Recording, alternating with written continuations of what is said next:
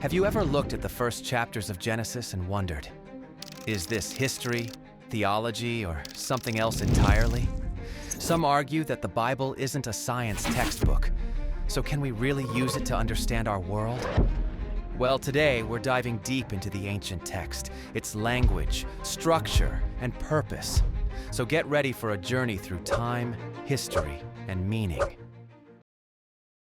Genesis has a fascinating structure and perspective. It's written phenomenologically, meaning it describes events as they would have been experienced by human senses. It's a historical narrative, a literary masterpiece, and a theological foundation all rolled into one. Hebraist Steve Boyd takes us through the key events and timeline represented in the first 11 chapters of Genesis. He also explains the content of these passages in light of the original Hebrew text. Dr. Boyd is a specialist in biblical Hebrew, Semitic languages, and Old Testament studies. Begins with Genesis 1:1-3 is a preface, and it actually starts, I think, very interesting, that what I call an introductory encapsulation. In the beginning, God created the heaven and the earth. There's no word in Hebrew for universe. That means he created everything. And then next thing we find in Genesis 1:2, a water ball. And it's empty and unfilled, and God is, in the subsequent days, is going to fill that universe. It's very purposeful, the way in which creation is presented.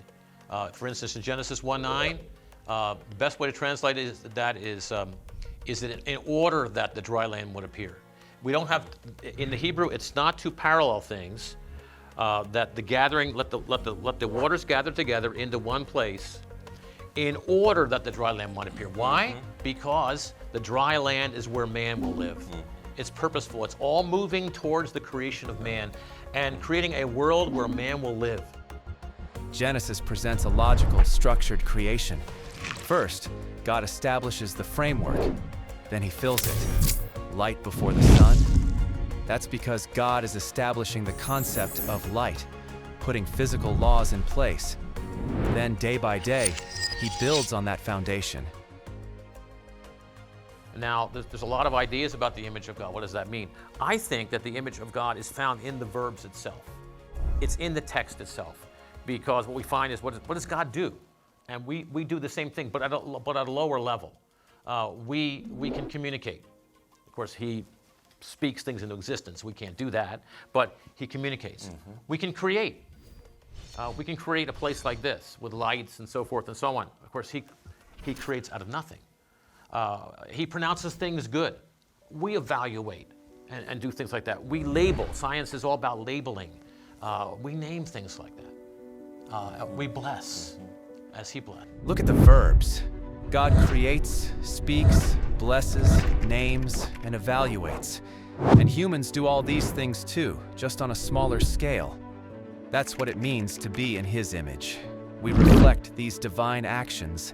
And we move from Genesis 1:1-2-3 into the details of the creation of man, and how the name of God changed. And the way the creation of man is described is that God created man artistically. The verb is yatsar.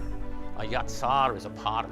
And then we have the intimate action of God breathing into him the breath of life. And then he creates man. He puts him in the garden, the beautiful garden that he made for him.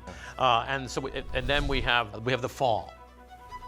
Just the opposite of what evolutionary biologists and anthropologists are saying, the ascent of man. We have the descent of man. The first man who was cursed is Cain for murdering his brother. In his line, we come upon one of his descendants by the name of Lamech. And Lamech, what he does, and again, one of those NPN switches, he boasts to his wives in poetry that he murdered a man. Taking the wonderful idiom of poetry, which is to be used to express the most sublime things, to use it to boast of murder.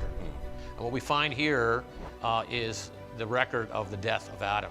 God said, when you eat, you're going to die, and here we have the death of Adam. And we have that like a hammer blow over and over again. And he died, and he died, except Enoch. Genesis doesn't present an ascent of man like evolutionary theory. It tells the story of descent. Cain kills his brother, and generations later, his descendant Lamech boasts about murder in poetry. sin compounds, and Genesis 5 reinforces this. Over and over. And he died. And he died. It's a hammer blow, reminding us that death entered because of sin. But there's a break in that pattern. Enoch. He didn't die. Why? Because he walked with God. There's a glimpse of hope. In Noah's genealogy, we have the entire flood account. And the flood is a uncreation. It's an uncreation of the world. You can see that it's returned to a complete water ball, going back to what it started at in Genesis 1-2. When the waters are receding, the same wording is used when the mountaintops appears, is used the same wording that is used in the Hebrew, that is used in Genesis 1:9. So we find these deliberate allusions to creation, that the Lord is remaking the earth. And the flood, is it a global flood? Well, 35 times or so the word kol, which is all, occurs in the flood narrative. The flood account is more than just a catastrophe. It's an uncreation. Genesis 1 starts with water covering the earth. And now, with the flood, we return to that state. And when the waters recede, the same Hebrew wording is used as in Genesis 1:9 land reappears. It's a deliberate parallel. The world is being remade. We now go back, Moses goes back in Genesis 11, 1-9, and explains how the language is developed. This is one of the issues that evolutionists have a hard time. Where does language come from? They can't explain human consciousness, they can't explain language. And so we understand that all the languages come from a judgment of God against a rebellious people who are trying to make a name for themselves. Now the word in Hebrew for name is Shem. Only God can make a Shem, you see. And they're trying to make a name for themselves. And again, it's a text which has certain sounds in it. And as you read through the text in Hebrew, you keep on hearing these certain sounds. And when you string them together, it spells the word nevelah, which is the word folly. And so this is not a tower which is going to establish them as these great people, but it's a tower of folly. Where does language come from? Evolutionary science struggles with this question, but Genesis gives an answer. Language was a divine judgment at Babel. The word for name in Hebrew is Shem, and the people at Babel wanted to make a Shem for themselves. But only God can do that. Instead, they ended up with Nebula folly.